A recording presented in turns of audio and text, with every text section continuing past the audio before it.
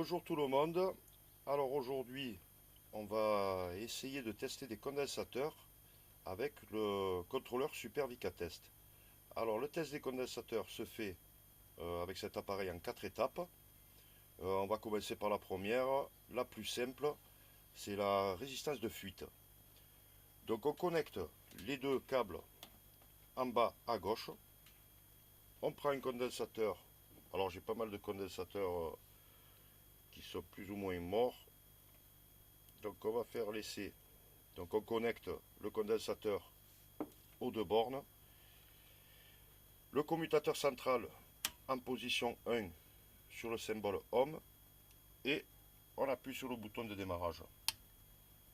Donc là on voit que la lumière reste fixe et ne s'éteint pas. Le condensateur est mort. On peut le jeter. Je vais prendre un deuxième condensateur. Un condensateur neuf, condensateur Novi, Motobécane. Pareil. On connecte aux deux bornes. Et on appuie sur le bouton de démarrage. Donc là, on voit que la lampe papillonne, mais elle ne s'éteint pas. Donc ce qui veut dire que le condensateur, il n'est pas mort, mais sa capacité elle est faible. Et son isolement est pas terrible. Donc c'est un condensateur qui est bon, mais pas tip top. On va voir la différence avec un condensateur de mon ami Fluke, condensateur magique. Pareil, on le connecte aux deux bornes. Et on va voir que le néon s'allume et s'éteint de suite. Le temps de la charge et puis il s'éteint. Voilà, le néon est éteint. C'est un condensateur qui est au top. Alors on va passer au deuxième essai. Le deuxième essai, c'est la rigidité électrique. Donc le commutateur central en position 2. Et on va toucher les bornes du condensateur. Donc je vais prendre celui, le Novi, qui était neuf, qui est limite, mais qui fonctionne un peu.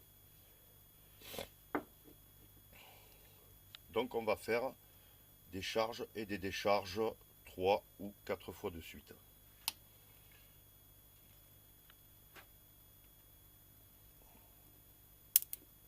Donc voilà, on voit bien le claquage. On inverse les bornes.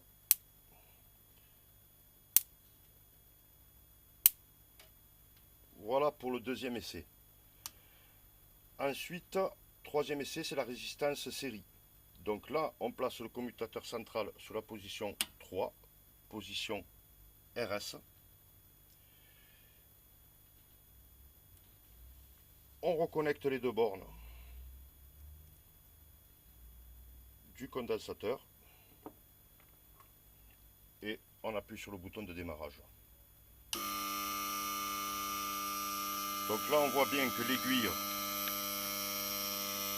doit se stabiliser. Si elle est stable, c'est que c'est pas mauvais.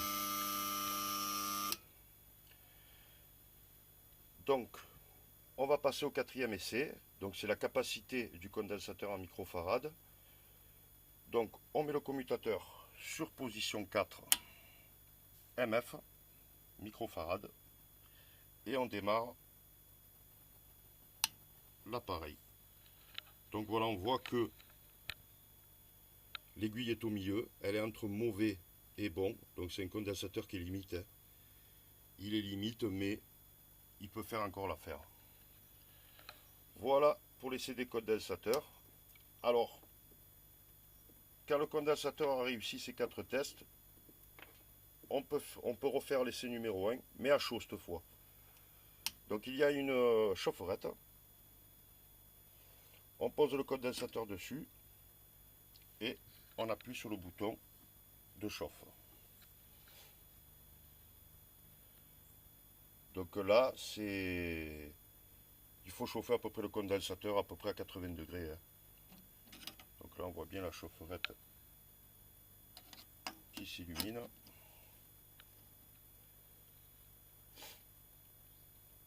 Donc il y a un peu de temps et le temps qui chauffe. Et après, on va pouvoir reprendre l'essai numéro 1 avec le commutateur central que qu'on va positionner sur la position 1.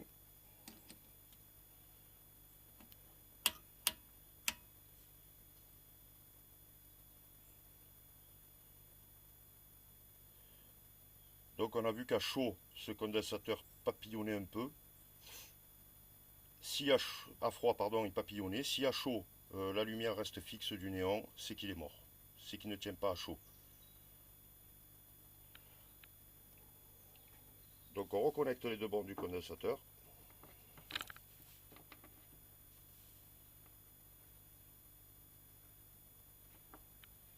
Voilà, il papillonne toujours. La lumière ne reste pas fixe. Donc c'est un condensateur qui est encore valable.